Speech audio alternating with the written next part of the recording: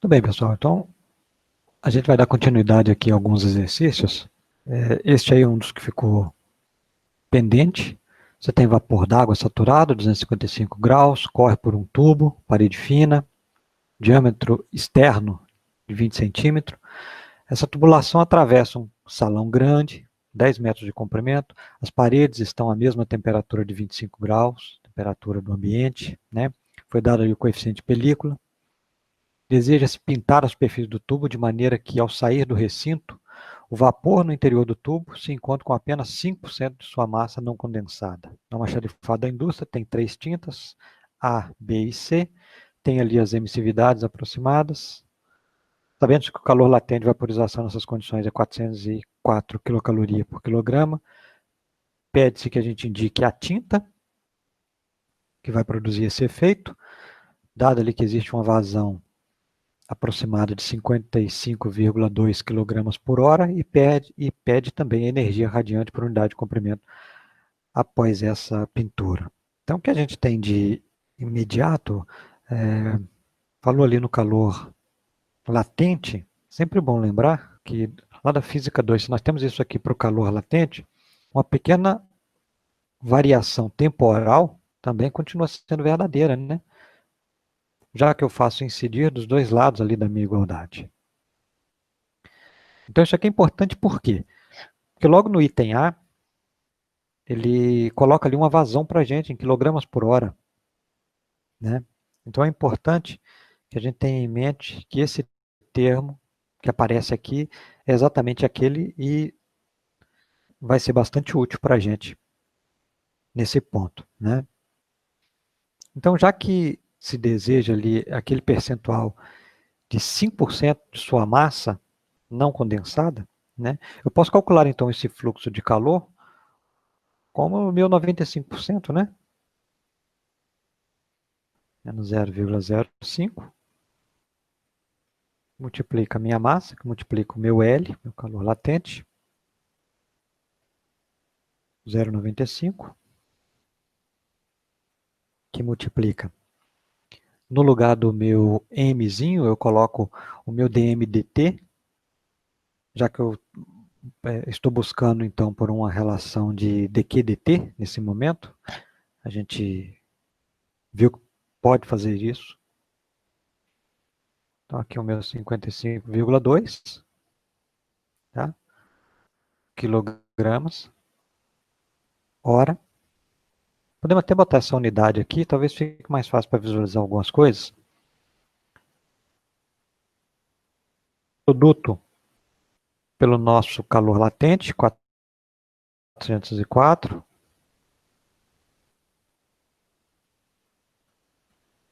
quilocaloria por quilograma. E isso nos leva a aproximadamente 21.185,8 quilocalorias por, aqui o quilograma vai embora, sobra então quilocalorias por hora, nossa quantidade de calor.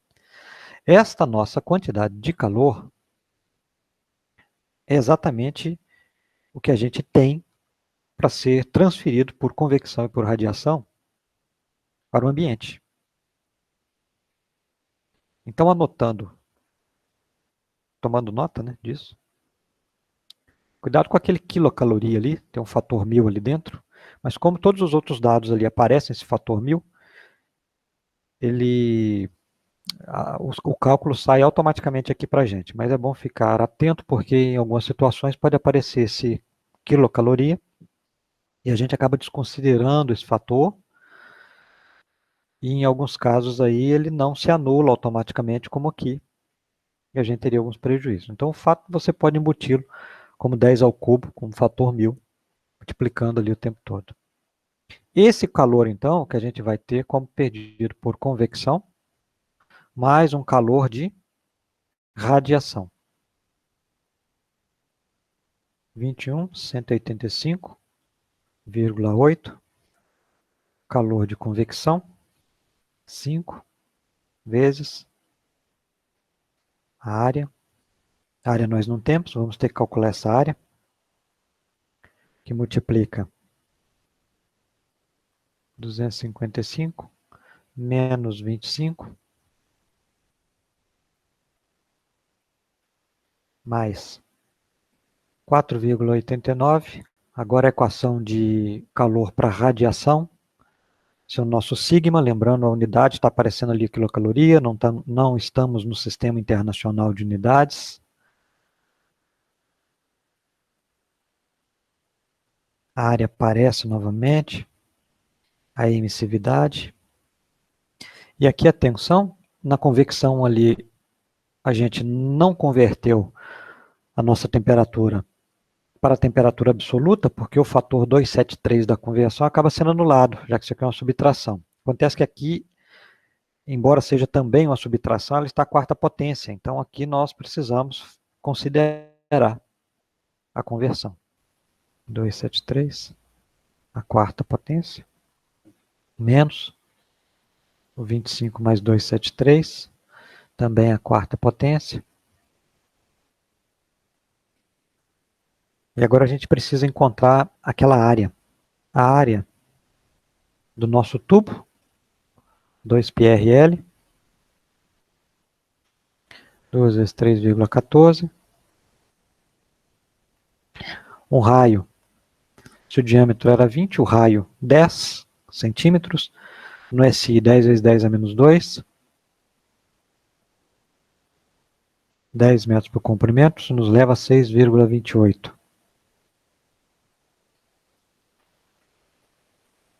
Metros quadrados. Lembrando então que essa área é essa área que aparece nos termos de condução e convecção. Lá da área, superfície do cilindro, por onde ele vai trocar o calor. Tá? E aí, adiantando um pouco os cálculos, já fazendo essa substituição do 6,28, onde nós indicamos ali,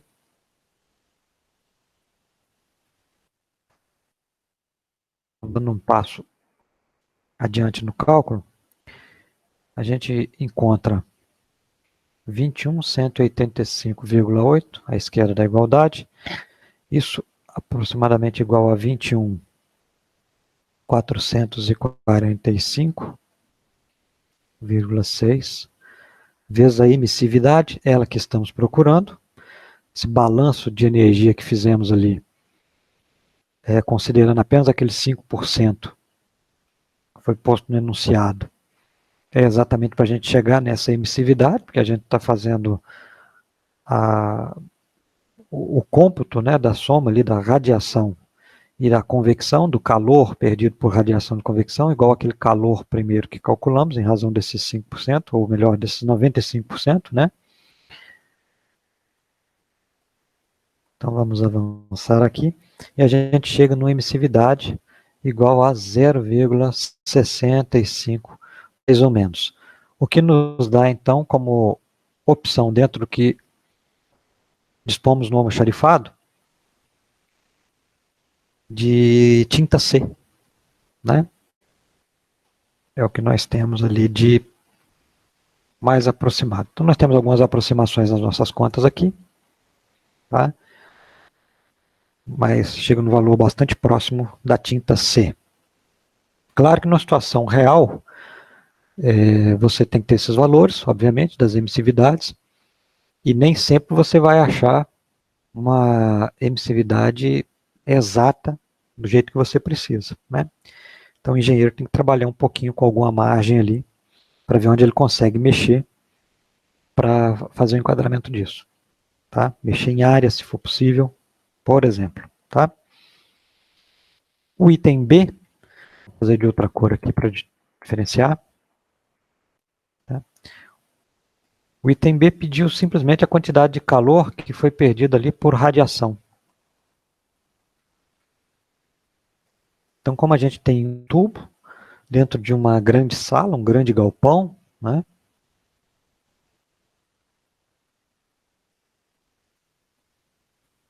Lembrando aqui da quarta potência,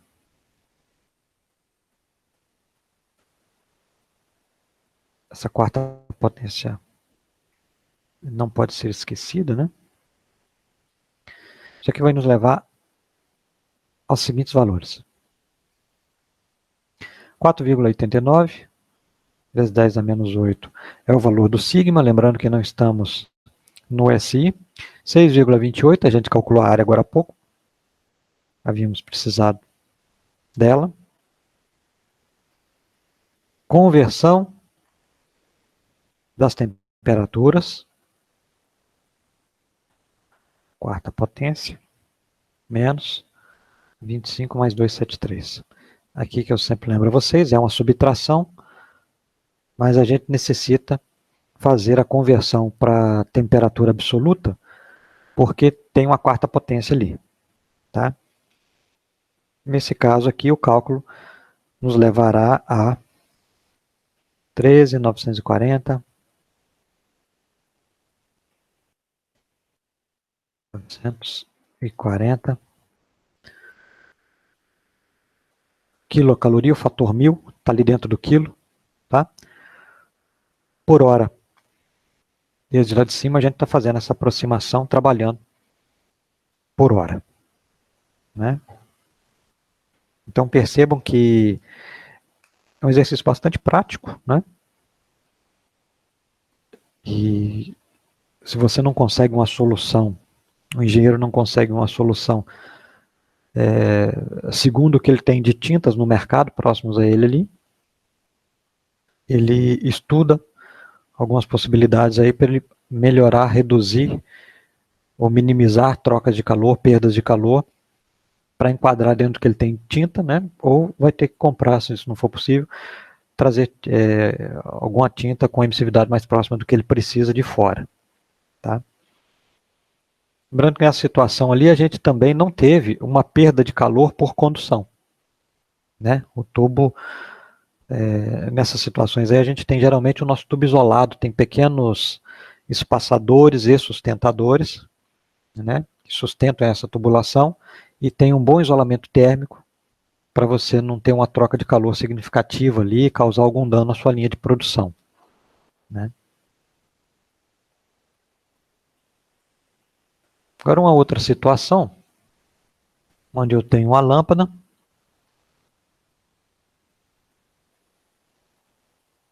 e essa lâmpada, o seu filamento é reduzido de 400 graus a temperatura, né? O seu filamento de 400 graus a 45 graus em 11 segundos, é uma observação.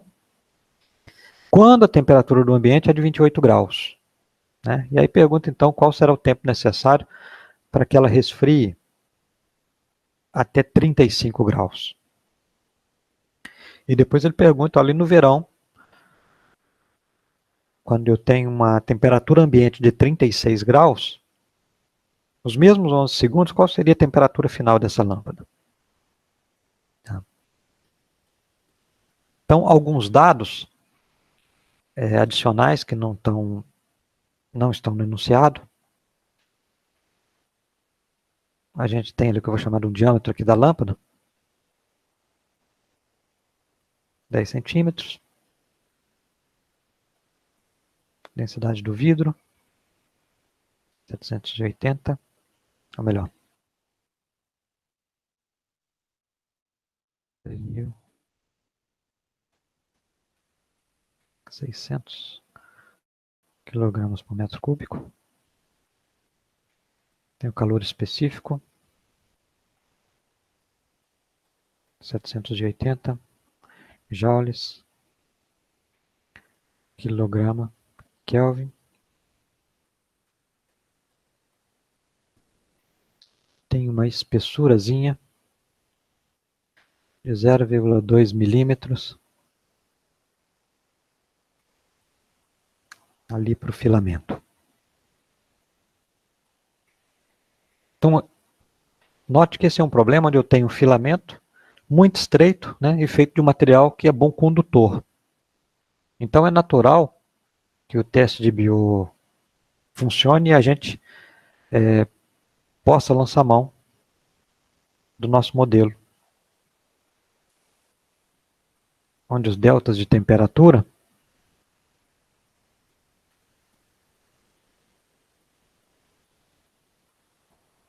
é igual a exponencial de menos bt,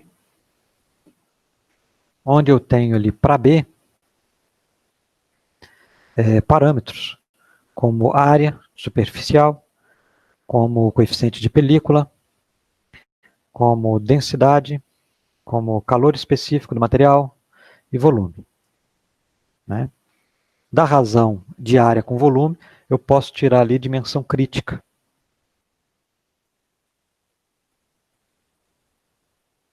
Então, o primeiro cenário para a gente, já que eu quero o tempo necessário para que essa temperatura caia a 35 graus, eu preciso descobrir ali, eu tenho tudo ali, exceto o coeficiente de película, né? Então vamos descobrir esse coeficiente de película. Para isso, a gente faz uma manipulação dessa equação 1, né? E aí eu reescrevo aqui o meu coeficiente de película como 1 menos densidade, calor específico, a espessura. Então ali já entrou uma relação da dimensão crítica do material, de área de superfície e volume, tá? E aquela razão ali virou para a gente a nossa espessura. Mesmo logaritmo, uma temperatura, em razão do tempo, não tem infinito. Isso aqui é uma temperatura inicial, menos um T infinito. Então eu tenho, qual é a minha T infinito? Ela foi dada lá em cima, temperatura ambiente 28 graus. Eu tenho a minha temperatura inicial, né, 400 graus. Eu tenho 45 graus. Eu tenho tempo 11 segundos. Eu tenho espessura, densidade, calor específico. Quando eu substituo esses valores,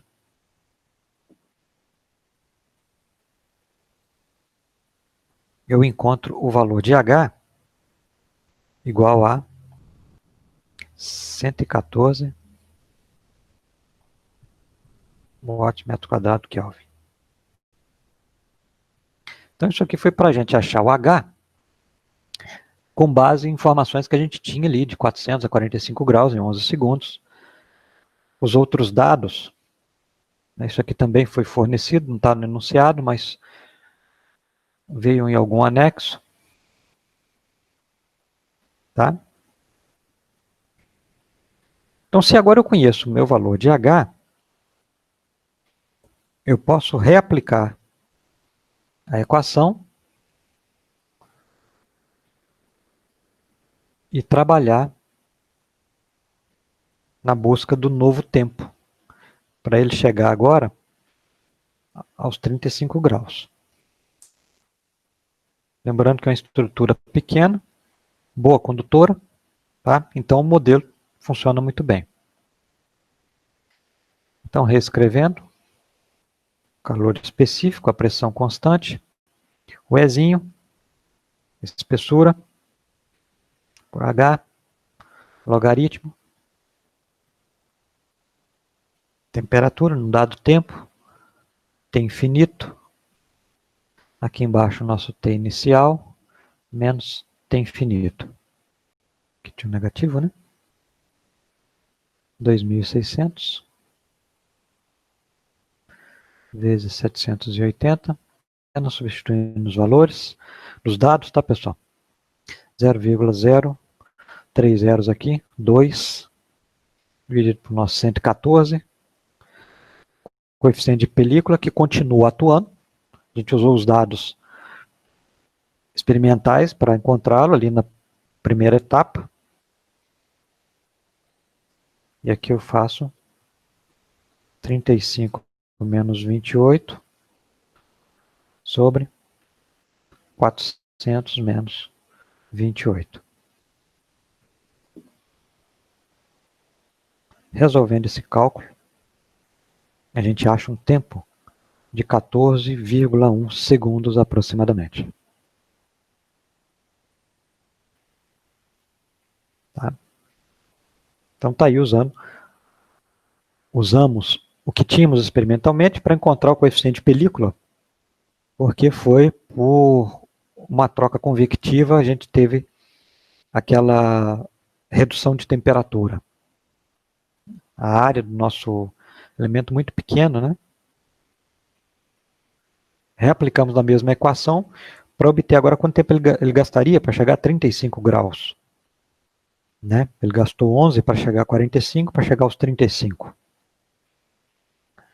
E o item B agora nos pede, vamos trocar a de resolução.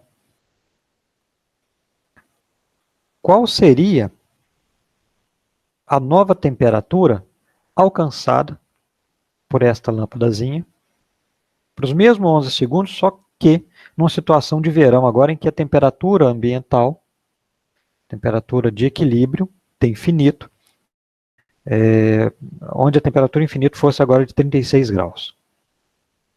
Então, novamente, você faz a substituição, usando a mesma equação,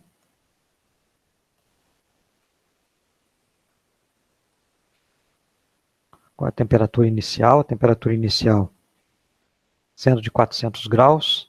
Qual é essa temperatura infinita? Essa temperatura infinita agora é 36 graus. Isso nos leva a uma exponencial. Exponencial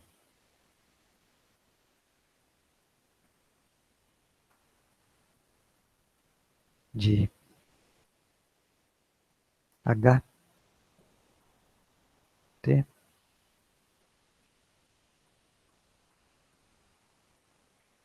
substituindo os valores, tá?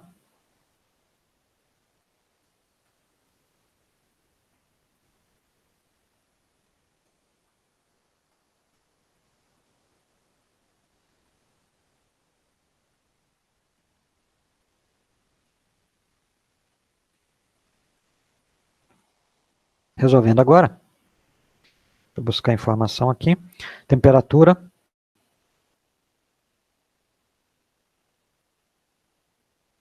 T de T, o que eu quero, 52 graus e meio.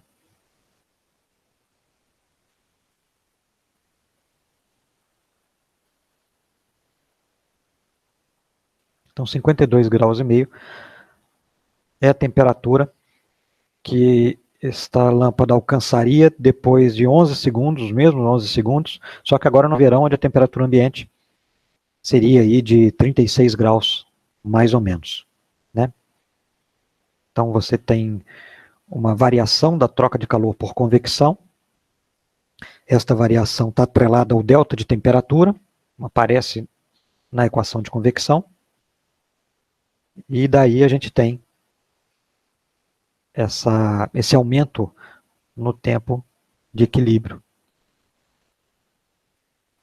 para a nossa lâmpada. Certo?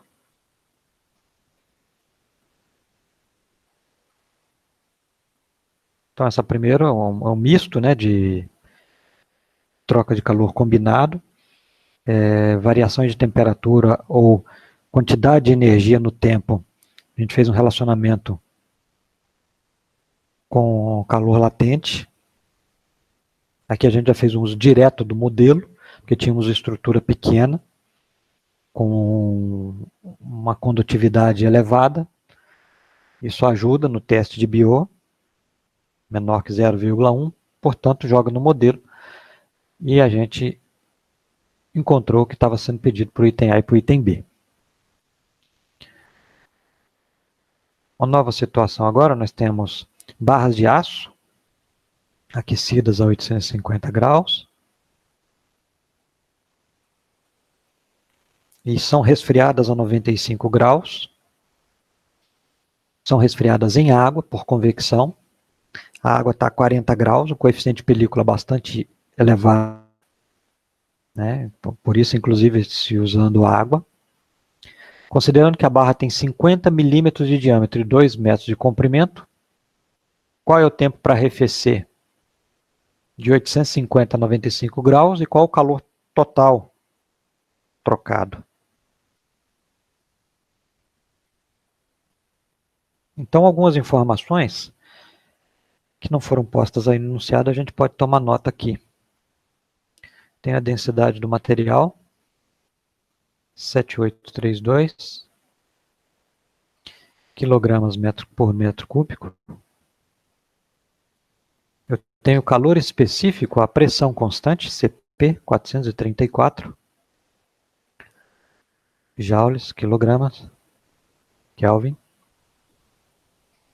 Eu tenho a condutividade K, 63,9 watt metro Kelvin. São dados, tá? A dimensão crítica também foi fornecida. Se não tivesse sido, poderíamos calcular. Mas a dimensão crítica foi fornecida. 0,0125. Então, fazendo um teste de Biot,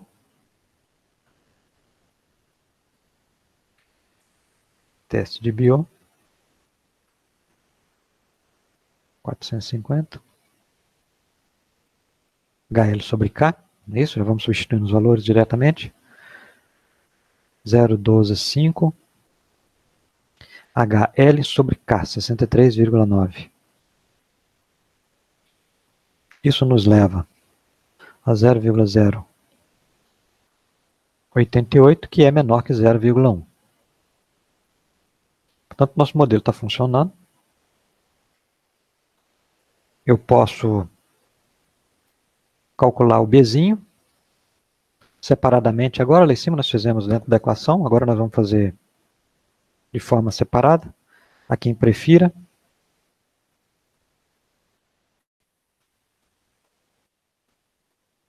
H, Rho, CP, LC, 450, 7832 vezes 434 vezes 0,0125 é igual a 0,0106.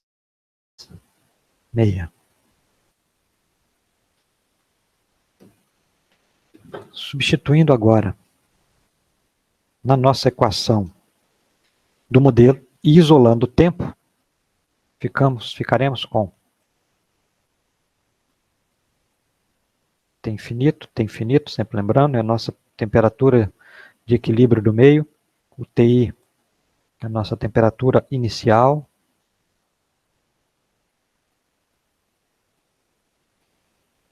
então isolando o tempo,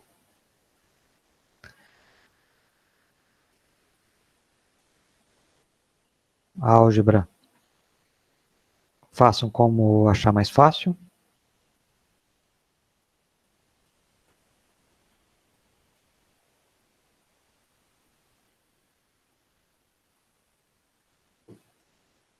Tá aí.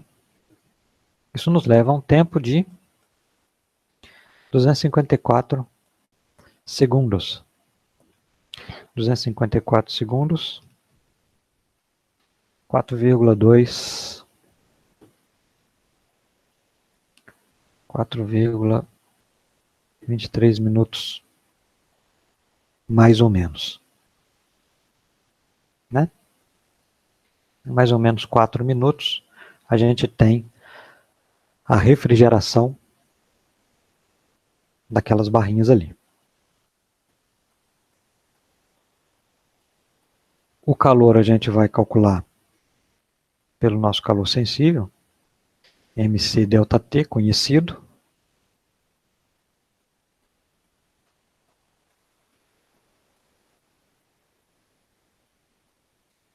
Escrevendo a equação. A massa eu posso calcular, eu posso substituir diretamente pela relação da densidade. E aí eu posso encontrar, trabalhar, melhor dizendo, com a densidade volume, calor. o delta de temperatura.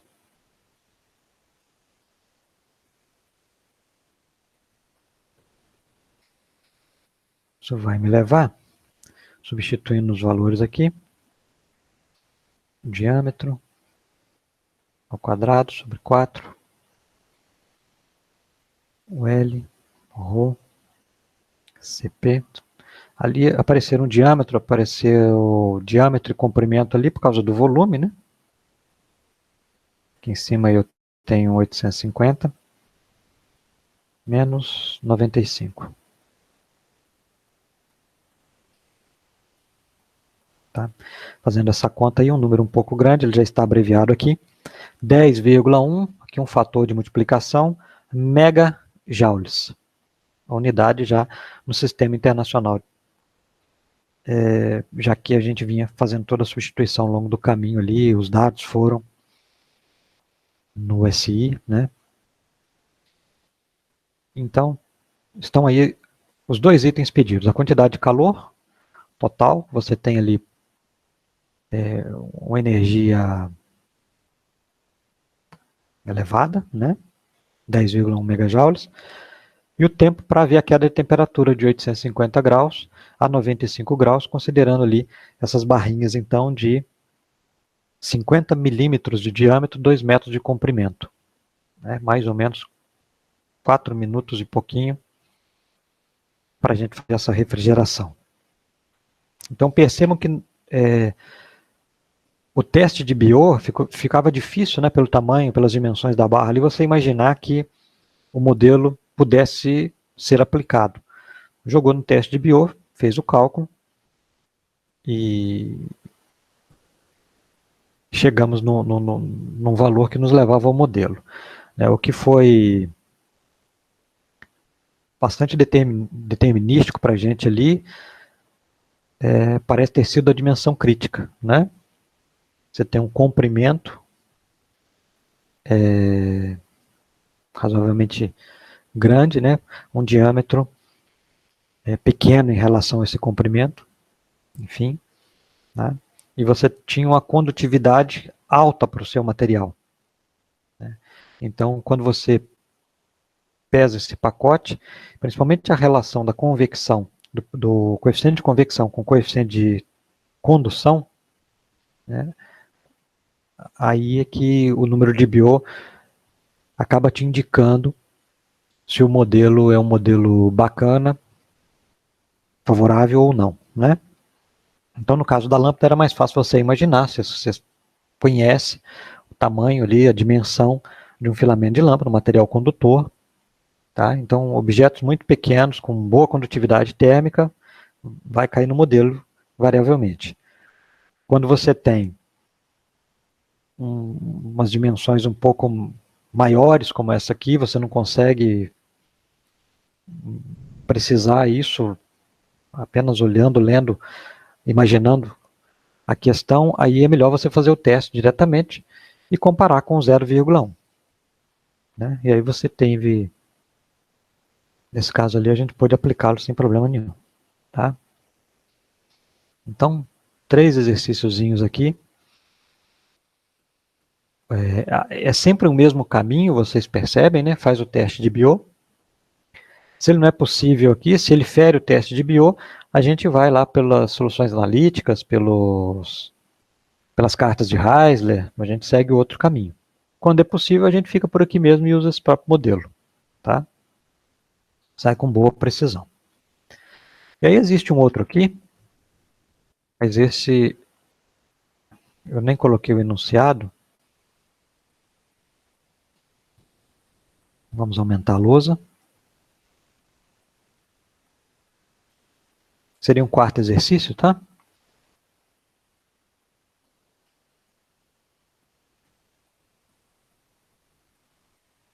Seria um quarto exercício.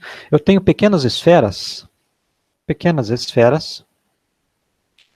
com um diâmetro de 0,012 metros. E essas esferas estão refrigeradas por ar, sendo refrigeradas no próprio ambiente. Essas esferas são de aço e têm as seguintes propriedades. Estão originalmente a 1500 Kelvin, temperatura inicial dessas bolinhas, dessas esferinhas. A constante de condutividade térmica desse aço, em torno de 40, material bom condutor. Densidade desse material, 7.800 kg, metro cúbico. Calor específico desse material, 600 joules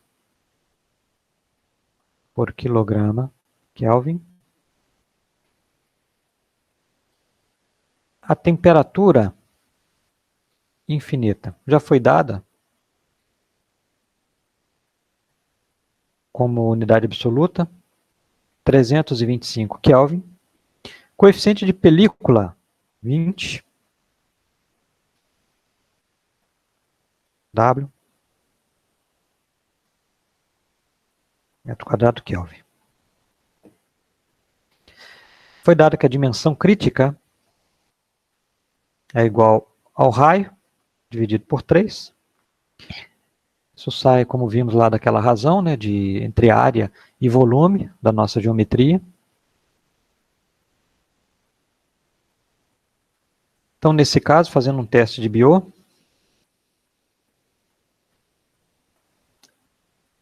teste do número de Biot,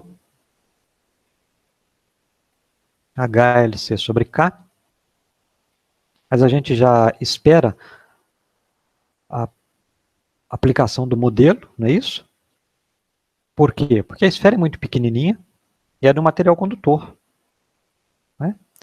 Então a gente passa por aqui apenas para fazer uma checagem, mostrar para vocês que se quiserem sempre passar por essa rotina, por esse processo, se isso lhes der mais segurança, tá? E aí encontramos o número de Biot conforme esperado. Agora então, proceder o cálculo do tempo. Como é que eu calculo esse tempo? Pela mesma equação usada anteriormente, essa mesma equação aqui, tá? Assinalando de verde aí para vocês. Só que manipulando algebricamente, isolando o nosso tempo. Ele que está sendo procurado.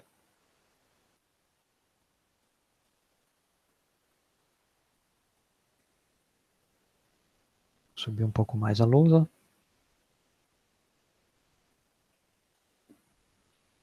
Então aí temos o nosso tempo. Vamos reescrever a equação. O ρ, volume, calor específico. Se aparecer o volume, aparece a área, não é? Se não aparecesse o volume, apareceria o raio crítico.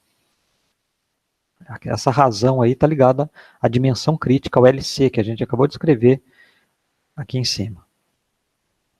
Logaritmo da temperatura inicial menos a temperatura infinita, dividido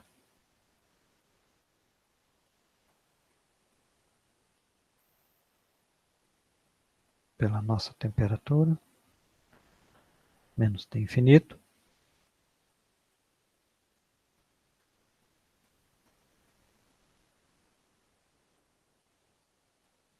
E agora eu posso fazer a substituição aí dos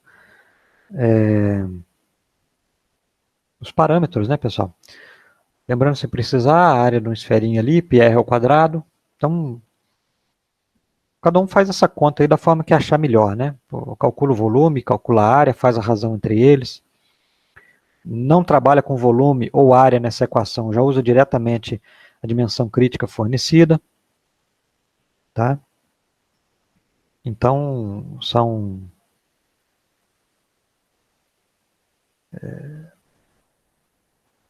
possibilidades que a gente tem, né?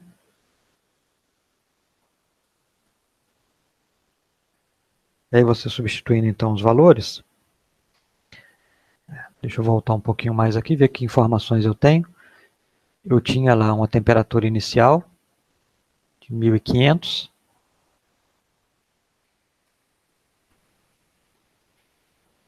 Aí eu posso substituir esses valores, por exemplo, tempo, densidade.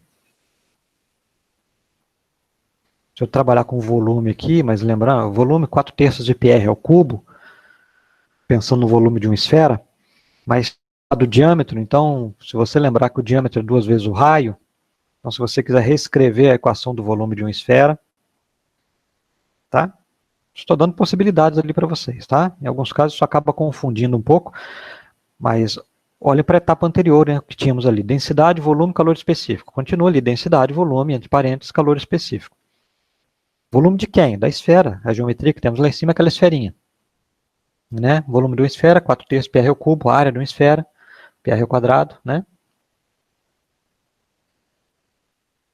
Nosso CP, o meu HAS, ele continua ali, logaritmo. E aí eu não tenho mais dados ali, não foi dado em que temperatura, eu gostaria de checar exatamente essa temperatura, ficou de fora. Mas você pode trabalhar com, qual a sua temperatura inicial? 1500? E em qual temperatura você quer chegar? Então, 1500 menos 325, que era a temperatura do ar.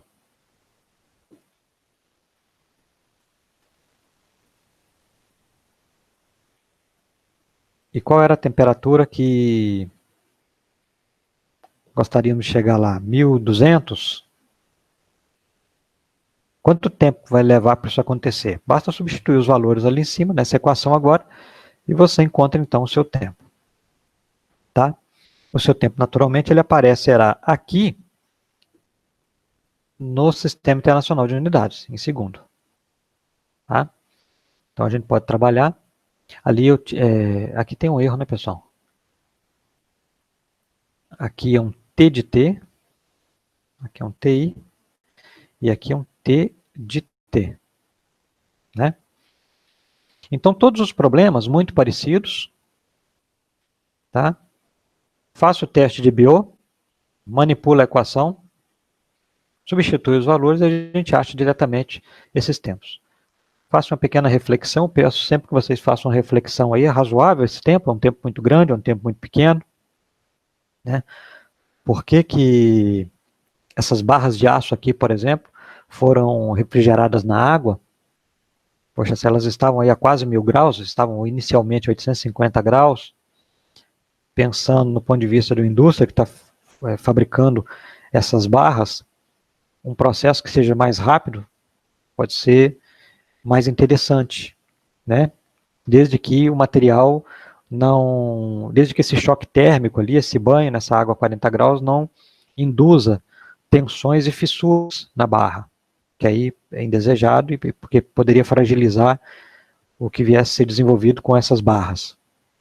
Mas se é possível refrigerar em água, ela vai esfriar muito mais rapidamente do que no ar. Coeficiente de película muito diferente ali, 450. Né? Aqui embaixo, pequenas esferinhas também. Mesma coisa, não vou fazer a conta aqui, só substituir os valores e a gente encontra facilmente esse tempo de refrigeração necessário para a esferinha cair de 1500 para 1200 graus, é uma suposição que eu fiz ali. Estando ela no meio, onde o H seja de 20 e a temperatura de 325 graus, né? Certo? Isso pode ser uma solução de óleo, isso pode ser uma solução de água, tá? Fato é que deve fazer parte aí do processo de alguma indústria, né, da produção de alguma coisa, de algum produto, tem algum produto que depende dessas esferinhas, e novamente é necessário um tempo para resfriar essas esferinhas, tá? Daí as condições ajustadas ali para que isso ocorra num tempo que seja adequado para a indústria.